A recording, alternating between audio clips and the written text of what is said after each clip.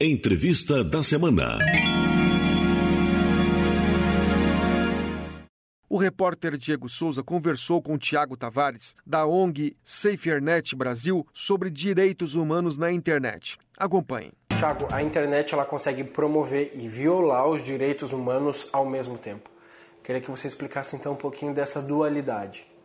A internet é uma ferramenta que pode ser usada tanto para o bem quanto para o mal. Imagine uma faca. Eu posso usar uma faca para preparar um alimento, para passar manteiga no pão, ou posso usar a mesma faca para ferir ou eventualmente até matar alguém. Então, o problema não está na ferramenta, mas sim no uso indevido que se faz dela. Tem uma frase do Vint Cerf, que é o criador do protocolo TCP/IP, que é o protocolo que que faz com que a rede funcione. Ele é considerado o pai da internet, o inventor do protocolo que permitiu que os computadores se conectassem. E ele tem uma frase que ele diz que a internet é o espelho, é como um espelho. Ela reflete, a imagem refletida nesse espelho é a imagem da própria sociedade. Então, se você não gosta da imagem que vê refletida no espelho, não adianta quebrar o espelho. Nós temos que transformar e melhorar a sociedade. Então, a internet, eu não tenho dúvida nenhuma, e sobretudo as redes sociais, elas são hoje a grande caixa de ressonância da sociedade. São a imagem refletida no espelho. E essa imagem vai refletir as virtudes, vai refletir a dinâmica e as virtudes de uma sociedade, mas também vai refletir as suas assimetrias, os seus conflitos étnicos, conflitos de gênero, conflitos sociais. Uma sociedade como a brasileira, profundamente marcada pela violência, onde 59 mil pessoas são assassinadas por ano, a internet também vai refletir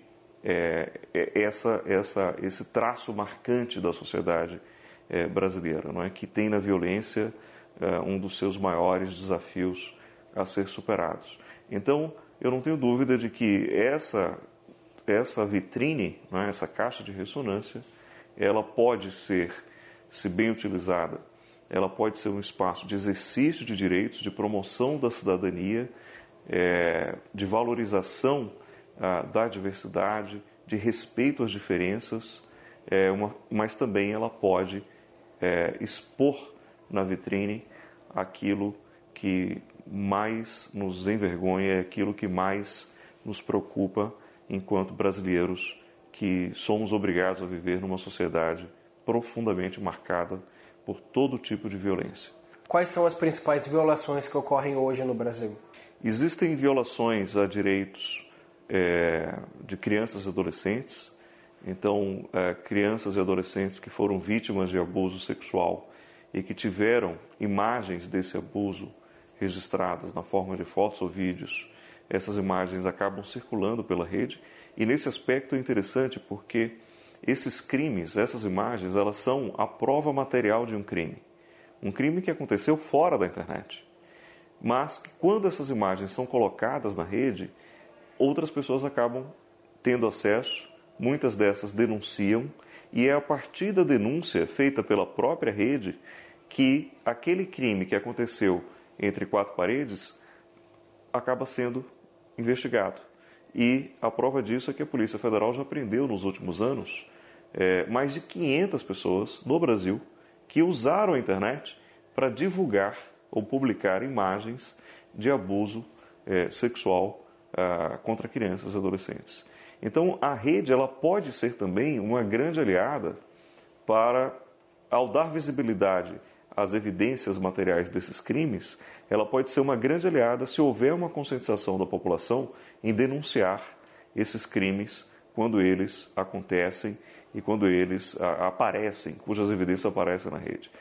Um outro caso muito comum, que se tornou muito evidente nos últimos anos, são as manifestações de ódio e discriminação. Ou seja, manifestações racistas, xenófobas, mensagens que promovem a discriminação em razão de raça, cor, etnia, religião ou procedência nacional. Esses conteúdos que procuram segregar e procuram discriminar pessoas em razão dessas características, eles constituem crime no Brasil. A Constituição brasileira, por exemplo, diz que racismo é um crime inafiançável e imprescritível. A Lei 7.716, que é de 1989, ou seja, está em vigor muito antes da internet comercial chegar ao Brasil, que a internet comercial tem início no Brasil em 95 e a lei é de 89, e continua sendo plenamente válida e aplicável para punir essas manifestações de ódio. Essas manifestações, quando acontecem pela rede, acabam se disseminando e acabam muitas vezes sendo compartilhadas e ganhando uma dimensão muito maior.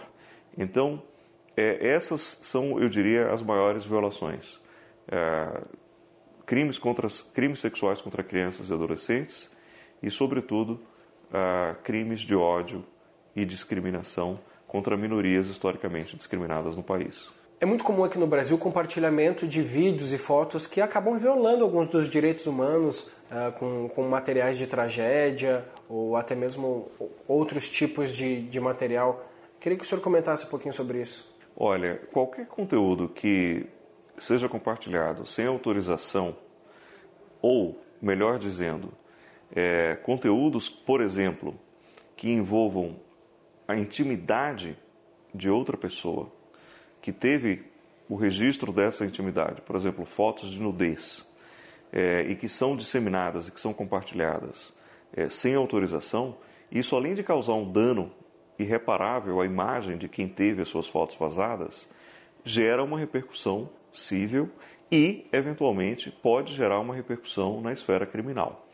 Quando se trata de compartilhamento de imagens envolvendo cenas pornográficas ou de sexo explícito com adolescentes, por exemplo, isso é um crime grave que está tipificado na Lei 11.829. O simples fato de compartilhar uma imagem que contém uma cena pornográfica de sexo explícito de criança ou adolescente, você pode ser punido pelo simples fato de compartilhar com uma pena de 3 a 6 anos de reclusão e multa.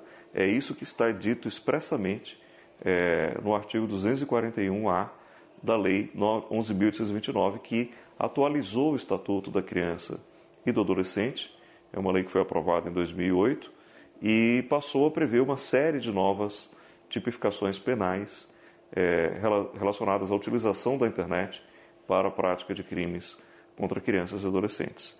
Então, a depender do conteúdo que for compartilhado, isso é sim crime. Isso pode gerar uma repercussão criminal, penal, ou uma repercussão civil quando violar o direito à imagem ou o direito à honra, o direito da personalidade de alguém. O senhor acredita que o brasileiro tem a sensação de impunidade na internet? E outra pergunta, como andam as punições de crimes cibernéticos? Infelizmente, o Brasil, além de ser um país profundamente marcado pela violência, é um país profundamente marcado e conhecido pela impunidade. E é assim muito antes da internet existir. Eu citava o caso dos homicídios. Dos 59 mil homicídios que acontecem no país, apenas 7% são efetivamente punidos. Ou seja, 93% dos casos de homicídio não geram nenhum tipo de punição. Então, na internet não é diferente. A maioria dos crimes praticados pela rede, eles permanecem impunes. E é evidente que há um esforço crescente das autoridades, sobretudo da Polícia Federal, do Ministério Público Federal, em combater os crimes praticados contra direitos humanos na rede. A Polícia Federal já prendeu mais de 500 agressores sexuais que usaram a internet para divulgar imagens de pornografia infantil. Mas em relação a outros crimes, ainda há um sentimento de impunidade muito grande. Então, é preciso avançar, sobretudo capacitando as polícias, capacitando o Ministério Público, capacitando o próprio Poder Judiciário, para que esses casos eles sejam investigados, processados e julgados com celeridade. Afinal de contas, justiça lenta reforça o sentimento de impunidade. Justiça lenta se confunde com injustiça. Então, melhorar a tramitação, acelerar a tramitação dos processos, permitir que a dinâmica da investigação ela acompanhe o ritmo da dinâmica de como esses crimes são praticados quando são utilizadas tecnologias da informação e comunicação. A percepção que eu tenho muitas vezes é de que o crime é digital, mas a investigação ainda é, muitas vezes, analógica. Então, nós precisamos aparelhar as polícias, nós precisamos aumentar o efetivo no âmbito das polícias e também melhorar a estrutura que o país tem para investigar os crimes quando praticados pela internet.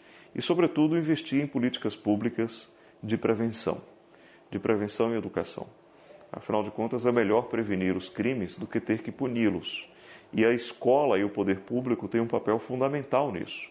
Esse, inclusive, é um mandamento do artigo 26 do Marco Civil da Internet, que determina que os estados e o poder público devem, em parceria com os outros setores da sociedade, promover ações e atividades para estimular o uso ético, seguro e responsável da internet. Nós temos no Brasil 120 milhões de usuários, existem quase mais de 80 milhões de brasileiros que ainda não acessam regularmente a internet, mas o fato é que nós sabemos que a inclusão digital ela chegou para muitos brasileiros, mas ela não veio ao mesmo tempo, junto com a educação digital. O senhor acredita que daqui a algum tempo a gente vai precisar de mais departamentos exclusivos para crimes cibernéticos? Sem dúvida. Quando a gente olha, por exemplo, países como Estados Unidos, muitos países europeus, já existem unidades dedicadas exclusivamente a conduzir investigações de crimes praticados pela internet. Aqui mesmo no Brasil já existe uma unidade na Polícia Federal e em algumas secretarias de segurança pública e também no próprio Ministério Público. O Ministério Público Federal em São Paulo tem um núcleo especializado na repressão a crimes cibernéticos. Existem 10 procuradores da República que compõem o núcleo e 7 servidores, analistas e técnicos que dão suporte e apoio aos procuradores da República. No Rio Grande do Sul também há um grupo especializado, no Rio de Janeiro também há, mas o país ele tem dimensões continentais, não é? Então, o desafio é exatamente aparelhar as polícias para que elas, inclusive a Polícia Civil, que atende o cidadão que é vítima de calúnia, de injúria, de difamação, de ameaça, suspeitas de casos que envolvem suicídio, incentivo ao suicídio e auxílio ao suicídio. Esses casos que são de atribuição da Polícia Civil, eles muitas vezes não são investigados, não são resolvidos a bom termo, até porque a estrutura das polícias civis nos estados, ela não é homogênea. Então, em estados da região norte do país, da região nordeste, ainda há uma carência muito grande de delegacias, de policiais treinados, de ferramentas para conduzir investigações de crimes que acontecem pela internet. Tiago, muito obrigado pela entrevista. Infelizmente, nosso tempo acabou. Eu agradeço a você.